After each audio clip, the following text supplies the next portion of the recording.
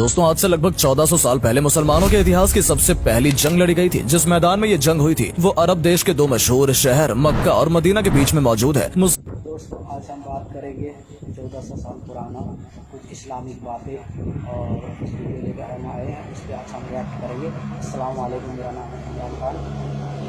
देखिए इस टॉपिक में बात करेंगे आज इस्लामिक कुछ बातें हैं दीन की, और उस बात को आप देखिए, उस वीडियो को आप सुने, उस वाक़या को आप समझें, आपको कैसा लगता है देखिए। दोस्तों आज से लगभग 1400 साल पहले मुसलमानों के इतिहास की सबसे पहली जंग लड़ी गई थी। जिस मैदान में ये जंग हुई थी वो अरब देश के दो मशहूर शहर मक्का और मदीना के बीच में मौजूद है। मुस्लिम तारीख के इस पहले जंग को इतिहास के जंगे बदर के नाम से जाना जाता है। इस जंग की गिनती दुनिया की उन जंगों में आती है कि जिन जंगों की वजह से पूरी दुनिया का इतिहास बदल गया, क्योंकि इस जंग से पहले अरब के शहर मक्का में रहने वाले लोगों को ये महसूस हुआ करता था कि हमारे ही शहर का एक इंसान यानी हजरत मोहम्मद एक नया और झूठा दीन ले आया है जो बहुत जल्दी हमारी दुनिया की ताकतों के सामने मुकाबला नहीं कर सकेगा। पर इस जंग के बाद सब कुछ उल्टा हो गया था। जो लोग हजरत मोहम्मद को मिटाना चाहते थे उनका घमंड चूर चूर हो गया था। न सिर्फ मक्का के लोग बल्कि पूरे अरब के वो सारे लोग जो मुसलमानों को एक कमजोर सी कौम समझा करते थे, अब वो लोग मुसलमानों से डरने लगे थे। अब अगर बात की जाए इस जंग के बारे में तो आखिर ये जंग हुई क्यों थी। 2 हिजरी से ही रमजान के रोजे फर्ज किए गए और रमजान की 17 तारीख को यानी 13 मार्च सन 624 को इस्लाम की पहली जंग लड़ी गई, जो कि जंगे बद्र के नाम से जानी जाती है। ये वो दौर था जब मुसलमानों को सेल्फ डिफेंस में भी किसी के ऊपर हाथ उठाने की इजाजत नहीं थी, और यही वजह थी कि मक्का शहर में मुसलमानों के ऊपर बेइंतहा जुल्म और सितम होने के बावजूद भी मुसलमानों के आखिरी पैगंबर ने किसी भी मुसलमान को हाथ उठाने की इजाजत नहीं दी थी। ये वो वक्त था जब पैगंबर हजरत मोहम्मद इस्लाम हुक्म इलाही लोगों को बताया करते थे और एक अल्लाह की इबादत करने को कहा करते थे, जिसकी वजह से मक्के के लोग उनकी जान के दुश्मन बन गए थे। जब मक्का के लोगों ने सारे जुल्म और सितम की हदें पार कर दी तो फिर अल्लाह ताला की तरफ से मक्का के लोगों को हिजरत करने का हुक्म दिया गया, जिससे अब हजरत मोहम्मद आखिरकार हिजरत कर मक्के से मदीने आना पड़ा। इस दौरान आपके साथ आपके चंद जानिसार साथी थे और ये सभी इबादत इलाही किया करते, नमाज पढ़ा करते थे और रोजे फर्ज होने के बाद रोजे रखा करते थे और हर काम अल्लाह की रजा से किया करते थे। ये लोग हुजूर साहब की तरह तमाम तकलीफों के बावजूद सब्र किया करते थे। इन लोगों ने हुजूर साहब के कहने पर कभी आगे बढ़कर कभी लड़ाई नहीं की और न ही कभी किसी की बात का जवाब दिया करते। दोनों मुसलमानों के मदीने में हिजरत करने के बाद भी मक्का के लोगों ने मुसलमानों का पीछा नहीं छोड़ा और अब उन लोगों ने धीरे धीरे मदीने में रहने वाले बड़े बड़े सरदारों को धमकी से भरे हुए खत लिखना शुरू कर दिए। इन खतों में ये लिखा हुआ करता था कि तुम लोगों ने हमारे ही लोगों को पनाह दे रखी है, तुमको चाहिए कि तुम लोग जल्द से जल्द उन लोगों को वापस हमारे पास भेज दो, वरना हम लोग तुम लोगों के ऊपर हमला कर देंगे। जब कुफार नबी करीम से दुश्मनी की गरज से उन्हें नुकसान पहुंचाने की लगातार कोशिशें की तो अल्लाह ने अपने प्यारे नबी को हुक्म दिया कि ए नबी, जो तुम्हें तकलीफ पहुंचाए तुम उससे जंग करो। इसके बाद मक्का और मदीना के बीच किसी बात पे छोटी मोटी जंगें हो जाया करती थी, क्योंकि अब मुसलमानों को भी अपने सेल्फ डिफेंस की इजाजत मिल चुकी थी। उन लोगों को यह हुक्म मिल गया था कि वो लोग अब जुल्म से दबने के बजाय जालिम के जुल्म के खिलाफ अपनी अपनी तलवारें म्यान से बाहर निकालेंगे। दोस्तों एक बार मक्का शहर का एक तिजारती काफिला मुल्ले शाम यानी सीरिया से मक्का शहर में वापस आ रहा था। इस काफिले की सरदारी अबू सुफियान नाम का एक ऐसा इंसान कर रहा था जिसको उस समय में मक्का के सबसे बड़े सरदारों में से एक माना जाता था। दोस्तों ये जिस काफिले को लेकर मक्का जा रहे थे उसका रास्ता मदीना शहर की तरफ से होकर ही गुजरा करता था, जिससे अबू सुफियान को मुसलमानों के हमले का खतरा लगा और उसने तुरंत एक खत लिखकर मक्का शहर की तरफ रवाना कर दिया। इस खत में लिखा था कि हमारे काफिले पर मदीना के मुसलमानों के हमले का खतरा मंडरा रहा है, लिहाजा जितना जल्दी हो सके हमारी मदद के लिए मदीना पहुंचो। ये सुनते ही मक्का के सबसे बड़े सरदार अबू जहल ने जंग की तैयारी शुरू कर दी और 1000 का बड़ा लश्कर लेकर, जो कि हथियारों से लैस था, मदीने पर चढ़ाई करने के इरादे से निकल पड़ा। दूसरी तरफ जब इस बात की खबर मुसलमानों को हुई तो फिर उन लोगों ने भी हजरत मोहम्मद साहब के हुक्म पर जंग करने की तैयारी शुरू कर दी, लेकिन मुसलमानों के पास 1000 की फौज के मुकाबले सिर्फ और सिर्फ 313 सिपाही ही मौजूद थे। इसके साथ उनके पास बस 2 घोड़े, कुछ ऊंट और चंद तलवारें मौजूद थी। वहीं मक्का की फौज पूरी तरह से हथियार से लैस थी। अभी जंग शुरू भी नहीं हुई थी कि उसके एक दिन पहले ही अल्लाह के नबी सल्लल्लाहु अलैहि वसल्लम उस जगह पर सहाबा के साथ आए और एक डंडा लेकर लकीर खींच डाली और एक गोल दायरा बनाया। किसी की समझ में कुछ नहीं आया तो सहाबा ने वजह जाननी चाहिए, तब अल्लाह के रसूल ने फरमाया कि इस जगह पर अबू जहल मारा जाएगा। कुछ दूरी पर दूसरा दायरा खींचा और फरमाया कि उम्मिया यहाँ मारा जाएगा। तीसरा दायरा खींचकर फरमाया सैबा यहाँ मारा जाएगा। चौथी लकीर खींचकर फरमाया कुतबा यहाँ मारा जाएगा। किसी भी जंग में अमूमन होता तो ये है कि पहले जंग होती है और लोग मारे बाद में जाते हैं, मगर कुर्बान जाइए आका के हालते गैब के इल्म पर, जिसमें जंग बाद में हुई और मरने वालों की खबर पहले दे दी गई। अबू जहल वो बदबख्त था जिसने अल्लाह के रसूल को बहुत बुरा भला कहा था, उन्हें बहुत तकलीफ पहुंचाई थी। इस बदबख्त को जब अल्लाह के रसूल और उनके जानिसारों की खबर मिल गई तो उसने सोचा कि उनकी तादाद ही कितनी है, मुट्ठी भर, इसलिए अच्छा मौका है सबको हलाक करने का, ताकि मल्लाह कोई मोहम्मद सअव के खुदा को मानने वाला ही नहीं रहेगा तो इस्लाम वैसे ही खत्म हो जाएगा। जब जंग शुरू हुई तो दुश्मनों की तादाद कई गुना अधिक थी, जिसमें कुरैश कबीलों वालों में मौजूद बहुत से लोग किसी न किसी के करीबी रिश्तेदार भी थे, यहाँ तक कि कोई किसी का बाप तो कोई चाचा मामू भी था। तब अल्लाह के रसूल ने अपने रब से दुआ की कि ऐ मेरे रब, अगर इस जंग में हम नाकाम रहे तो फिर तेरी इबादत करने वाला कोई न रहेगा। अल्लाह ने इस जंग में उनकी मदद फरमाई। इस जंग में अल्लाह के रसूल की तरफ से एक सहाबी उमैदा बिन हारिस ने उस वक्त आपसे जन्नत के बारे में पूछा कि या रसूल अल्लाह, अगर मैं शहीद हो गया तो क्या मुझे भी जन्नत मिलेगी? आपने उससे कहा, हाँ बेशक तुम जन्नती हो। और इस बहादुर सहाबा ने बहादुरी से लड़ते हुए शहादत पाई। अचानक ही जंग के दौरान महाज और मौवीस नाम के दो बधो आए, एक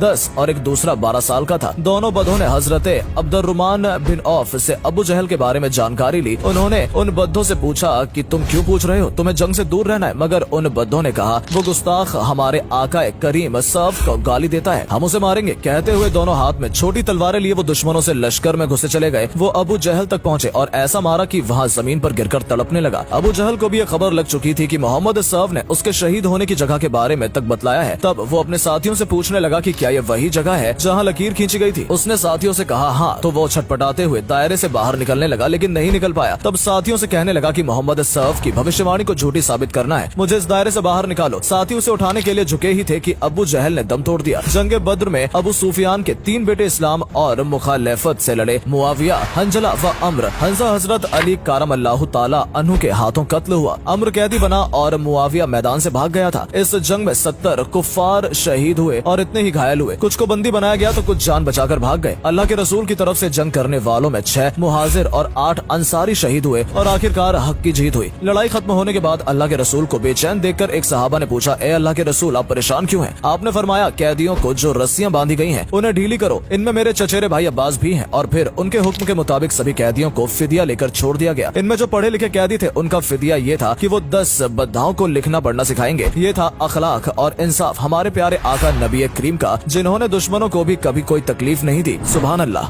क्या कैसा लगा और ये वीडियो कैसा लगा आपको, ये जो वाक़या कैसा लगा, इस बयान कैसा लगा? बहुत खूबसूरत तरीके से इस बयान को और इस बात को रखे हैं। और इस बात आपको कैसा लगता है और अच्छा कैसा लगता है या नहीं, आपको इस वीडियो कैसा लगा? और हमारे चैनल को सब्सक्राइब करें, लाइक करें, कमेंट करें, शेयर करें। सलाम।